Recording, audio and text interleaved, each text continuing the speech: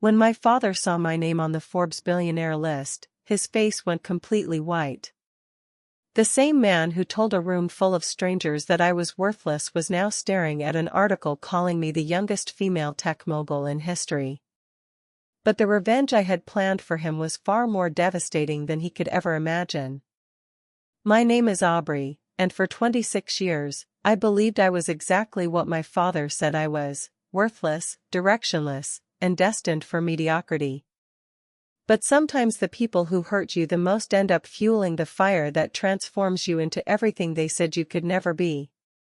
It all started on my 18th birthday, at what should have been a celebration but became the night that would define the rest of my life. My parents had organized a small gathering in our modest suburban home, nothing fancy, just close family and a few neighbors who had watched me grow up. I had just graduated as valedictorian from Lincoln High School, earned a full scholarship to Stanford for computer science, and had already been accepted into their accelerated master's program. I thought, finally, my parents would see that their quiet, bookish daughter had something special to offer the world. The living room was decorated with generic birthday streamers, and my mother had picked up a grocery store cake with pink frosting that read "Happy 18th Aubrey" in uneven letters. About 15 people had gathered, including my Uncle Marcus, Aunt Helen, and the Johnsons from next door who had known me since I was 7. Mrs. Johnson, emboldened by her second glass of wine, raised her plastic cup and announced, "We should toast to Aubrey.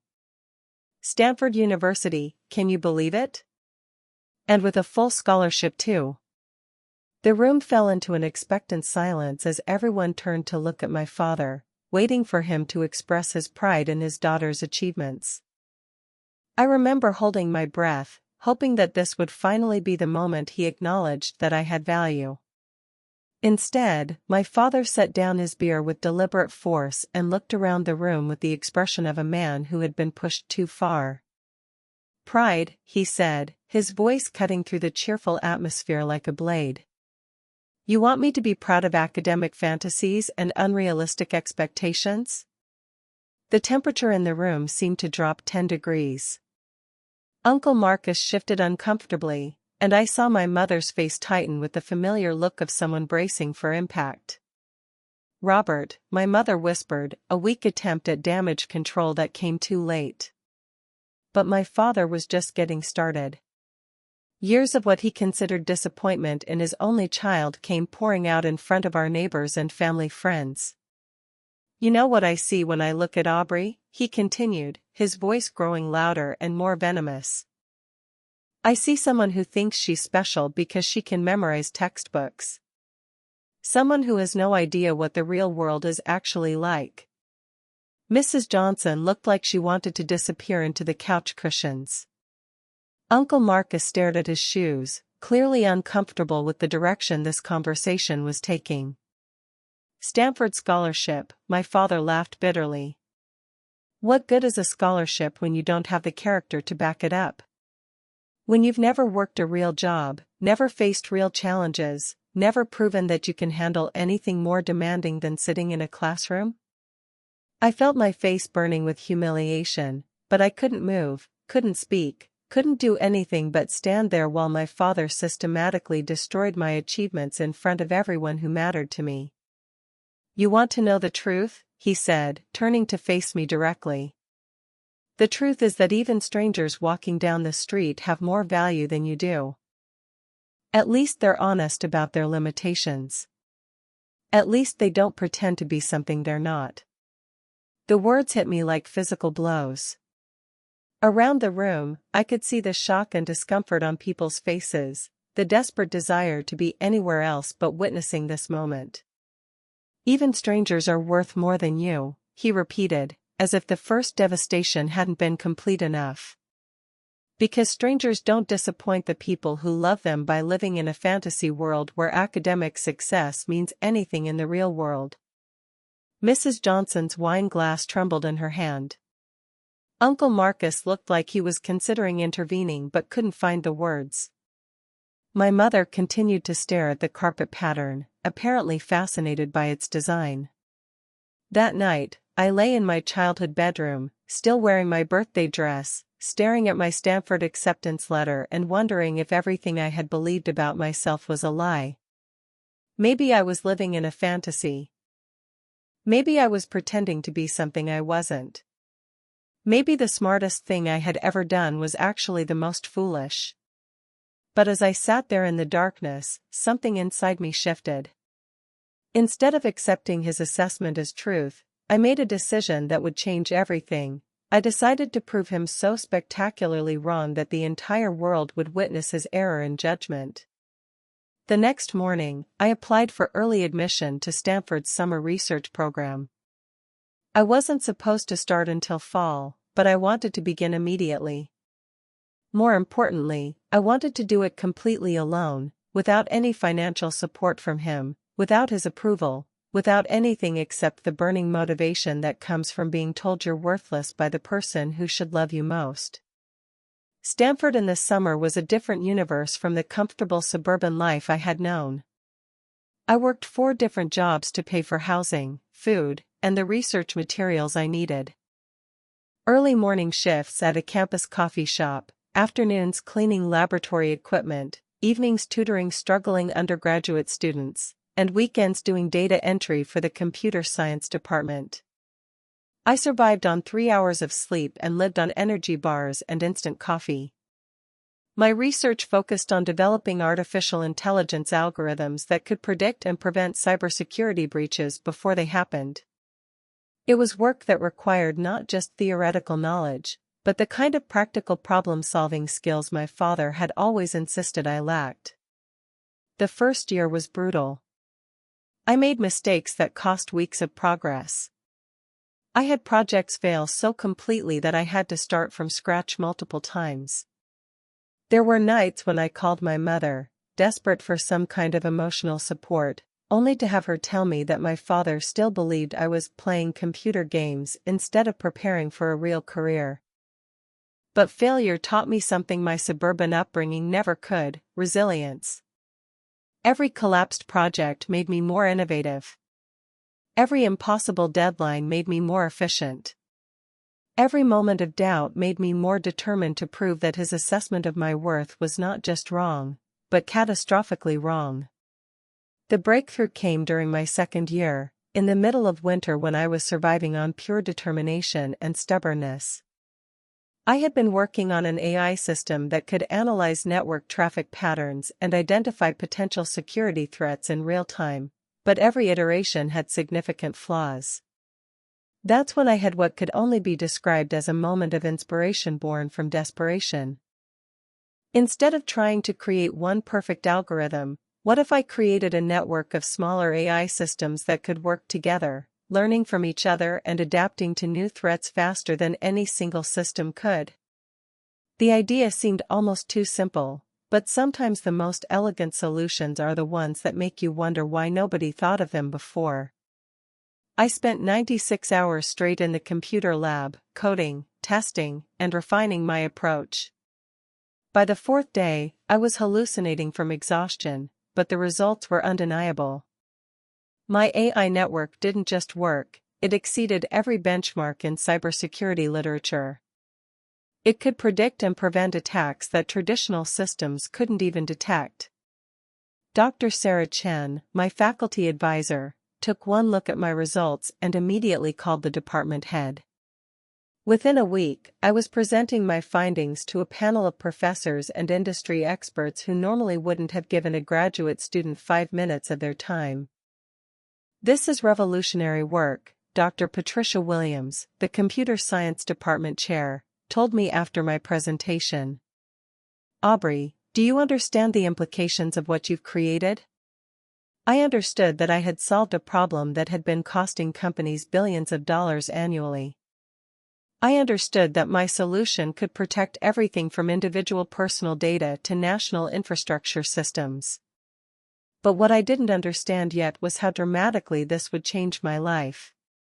Within 6 months, my research was published in the most prestigious cybersecurity journals, and technology companies started calling. Not just small startups, but major corporations like Google, Microsoft, and Amazon. They all wanted to license my AI system. But the call that changed everything came from an unexpected source, Marcus Rodriguez, a venture capitalist who specialized in identifying breakthrough technologies. He had read my research papers and wanted to meet in person. "Aubrey," he said during our first meeting at a Palo Alto coffee shop, "what you've created isn't just innovative. It's going to transform the entire cybersecurity industry.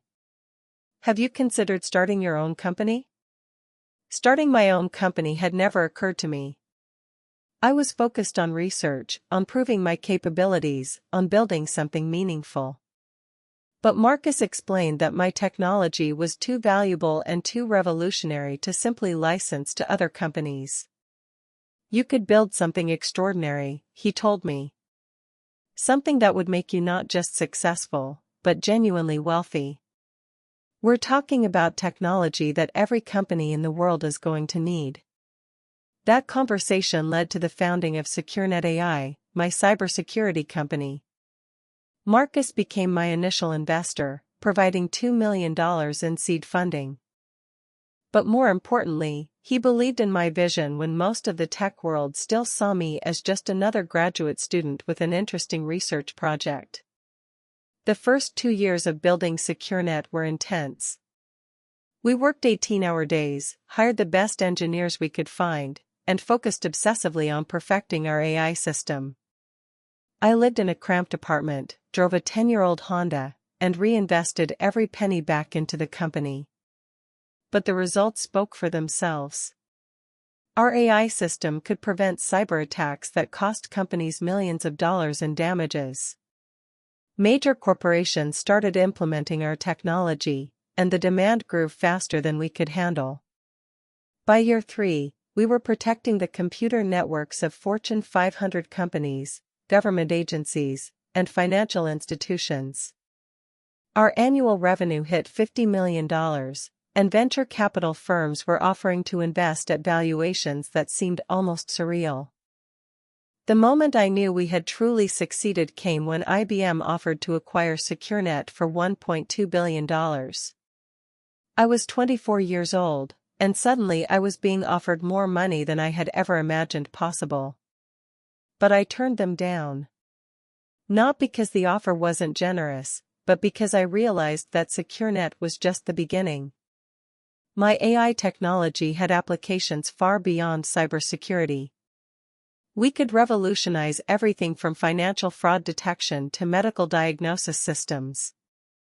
Instead of selling, I took the company public. The IPO was one of the most successful tech offerings of that year, and when the market opened on our first day of trading, SecureNet's valuation reached $2.8 billion. As the founder and majority shareholder, my personal net worth crossed the billion-dollar threshold before I turned 25. Forbes magazine called me the youngest female tech billionaire in history. Businessweek featured me on their cover with the headline, "The AI Prodigy Who Changed Everything." Harvard Business School wrote a case study about SecureNet's revolutionary approach to cybersecurity. But the recognition that meant the most came from an unexpected source, Dr. Elena Vasquez, a legendary figure in computer science who had been working on similar problems for 40 years. "Aubrey," she said after I presented at the International Conference on Artificial Intelligence, "I've been trying to solve these exact problems since before you were born. Your approach isn't just innovative, it's transformational." She paused, studying me with the intensity of someone accustomed to evaluating brilliant minds. "You haven't just built a successful company. You've fundamentally changed how we think about AI and cybersecurity. That's the kind of contribution that defines entire careers." 3 years after going public, SecureNet's valuation had grown to over $5 billion. We had offices in 12 countries, employed over 3,000 people, and our AI systems were protecting some of the most critical infrastructure in the world. More importantly, We were saving companies billions of dollars annually and preventing cyber attacks that could have compromised everything from personal banking information to national security systems. I had homes in Silicon Valley, New York, and London. I drove cars that cost more than most people's houses. I spoke at conferences around the world and was regularly featured in magazines as one of the most influential people in technology. But despite all of this success, I had maintained almost no contact with my family. My mother would occasionally call, usually to ask for money or to share gossip about neighbors and relatives. My father never called at all. That changed on a Tuesday morning in March when I received a phone call that would set everything in motion for the final confrontation I had been unconsciously preparing for since my 18th birthday. "Aubrey?" My mother's voice was hesitant, uncertain. "I hope you don't mind me calling. I know we haven't spoken in months." "What's wrong, Mom?" I asked, though part of me already suspected what this conversation would be about. "It's your father," she said, her voice breaking slightly. "He's been diagnosed with stage 3 lung cancer. The doctors say he has maybe 6 months, possibly less." I felt a complex mixture of emotions that I couldn't immediately identify. Sadness, certainly, but also something that might have been relief that this chapter of my life was finally approaching its conclusion. "I'm sorry to hear that," I said, and meant it despite everything that had happened between us. "Aubrey, he wants to see you. He's been asking about you, about your success, about the company. I think he finally understands what you accomplished." The irony was almost too perfect. My father wanted to reconnect now that I had achieved the kind of success that even he couldn't dismiss or minimize. "Mom," I said carefully, "I'll think about it." But I had already made my decision. I was going to see him, but not for the reasons he or my mother might expect. I was going to see him because I had spent 7 years building something extraordinary, and I wanted him to understand exactly what he had failed to recognize when it mattered most. 2 weeks later, I flew back to my hometown for the first time in over 5 years. The suburban streets looked smaller than I remembered, the houses more modest, the entire environment somehow diminished compared to the world I now inhabited. My childhood home appeared almost shabby compared to the luxury I had grown accustomed to. The same furniture, the same carpets, the same sense of limited ambition that had defined my early years. My father was in the living room, sitting in his old recliner, looking thinner and frilier than I had ever seen him. The confident arrogance I remembered had been replaced by the uncertain vulnerability of someone facing his own mortality. "Aubrey," he said when he saw me, his voice weaker but still carrying traces of the authority I remembered. "You came." "Hello, Dad," I replied, settling into the chair across from him. We sat in silence for several minutes, both of us apparently unsure how to begin a conversation that had been 7 years in the making. "I've been reading about you," he said finally. "About your company, about what you built. I saw the Forbes article." I nodded but didn't respond. "I need to tell you something," he continued, his voice growing stronger with apparent effort. "I was wrong. About everything. About your potential, about your abilities, about your worth." The words I had spent years wanting to hear, but they felt hollow now, too late and insufficient for the damage that had been done. "I know that doesn't fix anything," he said, reading my expression accurately. "I know an apology can't undo the things I said to you." "No," I agreed quietly. "It can't. But I need you to understand something," he said, leaning forward with sudden intensity. "When I said those things at your birthday party, when I told you that strangers were worth more than you, I wasn't trying to hurt you. I thought I was being realistic. I thought I was preparing you for disappointment." I looked at this man who had shaped so much of my motivation through his doubt, who had driven me to achieve things I might never have attempted if he had believed in me from the start. Dad, I said gently, your assessment of my worth was never the truth. But it also wasn't entirely useless. His eyebrows raised in confusion. You taught me something important, even if you didn't mean to. You taught me that the most dangerous thing you can do is accept other people's limitations as your own reality. That the most powerful thing you can do is prove those limitations wrong. I gestured around the modest living room, then pulled out my phone and showed him the latest Forbes article about SecureNet's expansion into artificial intelligence research. None of this would exist if I had accepted your version of who I was. But all of this exists because I decided to discover my own version instead. My father's eyes filled with tears I had never seen before. I'm proud of you, he said, his voice breaking. I know I have no right to say that now, but I'm so proud of who you became despite everything I failed to give you. Thank you, I replied, and meant it. But then I reached into my briefcase and pulled out a legal document that I had been carrying with me since the day I learned about his diagnosis. Dad, there's something else I need to tell you. His expression grew wary as I handed him the official paperwork.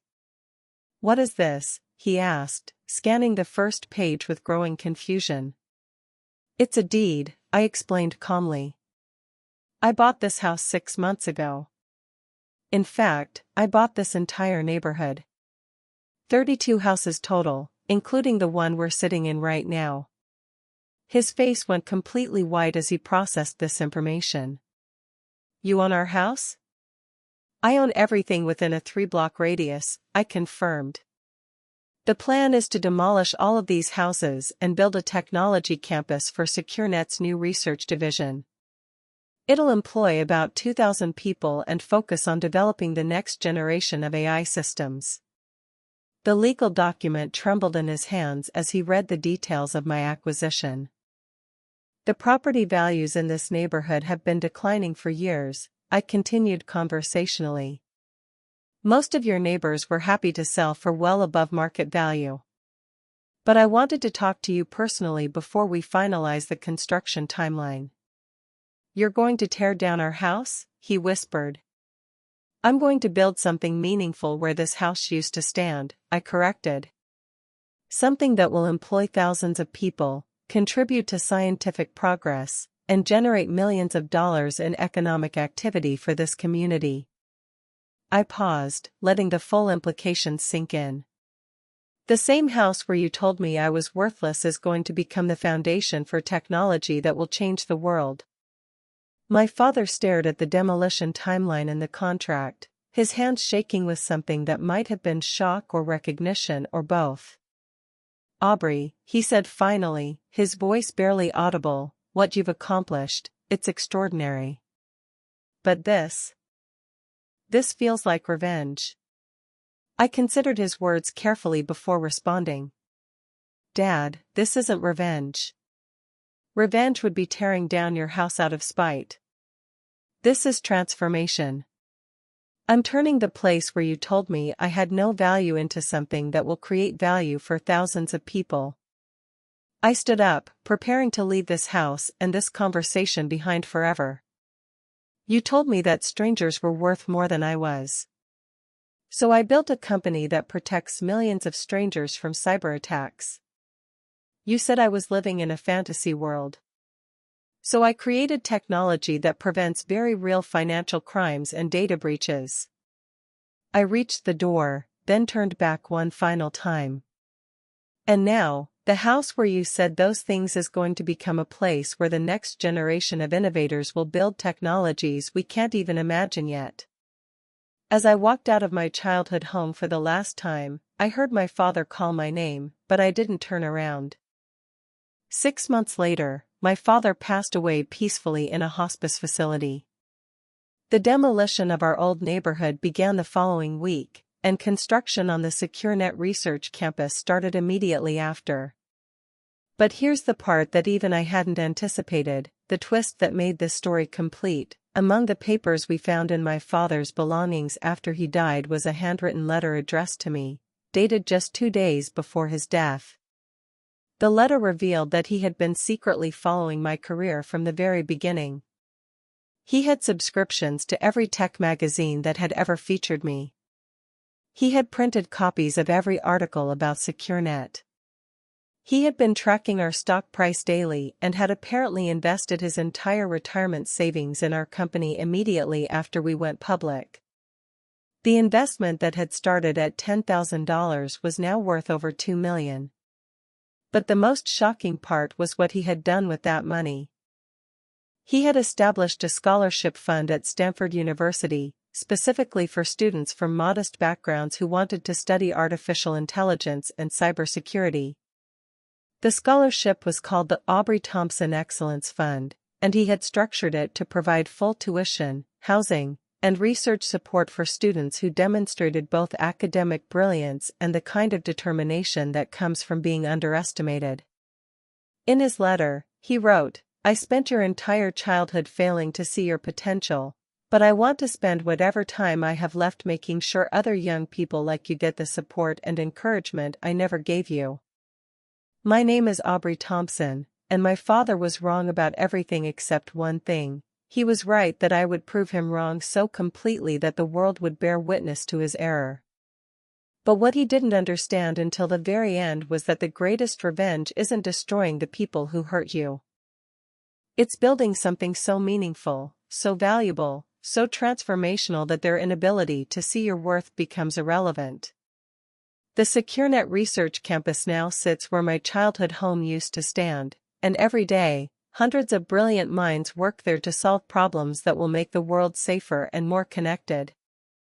And every year, 20 students receive the Aubrey Thompson Excellence Fund scholarship, giving them the opportunity to pursue their dreams regardless of whether anyone believes in their potential. That's the kind of revenge that changes everything.